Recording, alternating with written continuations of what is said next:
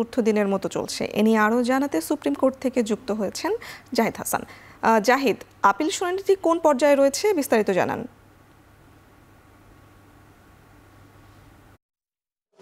তত্ত্বাবধায়ক সরকার ফিরিয়ে আনার বিষয়ে যে রিটটি করা হয়েছিল সেই রিটে হাইকোর্ট আদেশ দিয়েছে যে তত্ত্বাবধায়ক সরকার ফিরে এসেছে এবং সেই আদেশের বিরুদ্ধে আপিল করা হয়েছে। সেই আপিলের চতুর্থ দিনের শুনানি শেষ হয়েছে এবং চতুর্থ দিনের শুনানিতে সকালে প্রধান বিচারপতির নেতৃত্বে 7 বিচারপতির যে পূর্ণাঙ্গ আপিল বেঞ্চ, সেই বেঞ্চে জামায়াতের পক্ষ থেকে জামায়াতের আইনজীবী শিশির মনির তিনি শুনানি করেছেন।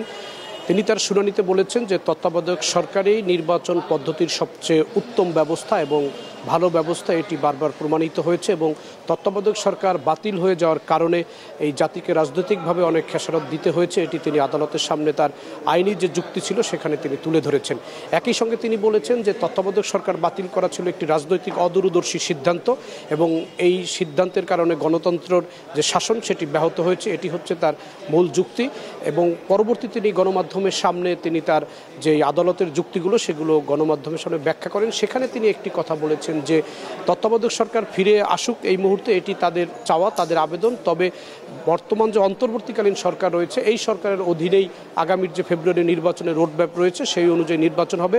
তত্ত্বাবধায়ক সরকার এখনই বাস্তবায়ন যাতে না করা হয় এ বিষয়ে তিনি প্রধান বিচারপতির যে আপিল বেঞ্চ সেখানে তিনি তার পর্যবেক্ষণ দিতে বলেছেন এবং তিনি একই সঙ্গে এই কথাটিও বলেছেন গণমাধ্যমের কাছে যে এই মুহূর্তে তত্ত্বাবধায়ক সরকার বাস্তবায়ন করা হলে দেশের যে রাজনৈতিক পরিস্থিতি রয়েছে তাতে দুটি সরকার ব্যবস্থার মধ্যে একটি জটিলতা তৈরি হতে পারে, আইনি সংকট তৈরি হতে পারে এবং দেশের মধ্যেও রাজনৈতিক সহিংসতা হওয়ার সম্ভাবনা রয়েছে বলে শিশির মনির গণমাধ্যমের সামনে তুলে ধরেন।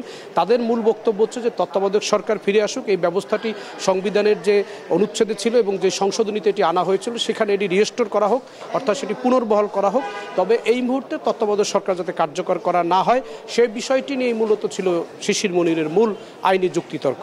একই সঙ্গে আরেকটি বিষয় যে আজকে জুলাই সনদের বিষয় ঐকমত্য কমিশন প্রধান উপদেষ্টার কাছে যে তাদের সুপারিশগুলো আনুষ্ঠানিকভাবে চূড়ান্ত করে দাখিল করেছেন সে বিষয়ে প্রধান বিচারপতির আদালতে কথা হয়েছিল। তখন তিনি বলেছিলেন যে এটি এই মামলার আপিল শুনানিতে বা রায়ের পর্যবেক্ষণে আসবে না, এটি সম্পূর্ণ রাজনৈতিক একটি সিদ্ধান্ত। জুলাই সনদের বিষয়টি এটির সাথে বিচার বিভাগের বা আপিল বিভাগের তত্ত্বাবধায়ক সরকারের রায়ের বা পর্যবেক্ষণের কোনো বিষয় জড়িত নয়, এই কারণে এই বিষয়টি তিনি এড়িয়ে গেছেন। সবকিছু মিলে তত্ত্বাবধায়ক সরকার ফিরে আসার যেই আপিল শুনানি চলছে সেটি চতুর্থ দিনের মতো শেষ হয়েছে। পরবর্তীতে এই বিষয়ে বিএনপির পক্ষ থেকে তার আইনজীবীরা শুনানি করবেন। পুতুল। তত্ত্বাবধায়ক সরকার ফেরাতে সুপ্রিম কোর্টের আপিল শুনানি নিয়ে বিস্তারিত জানাচ্ছিলেন জাহিদ হাসান।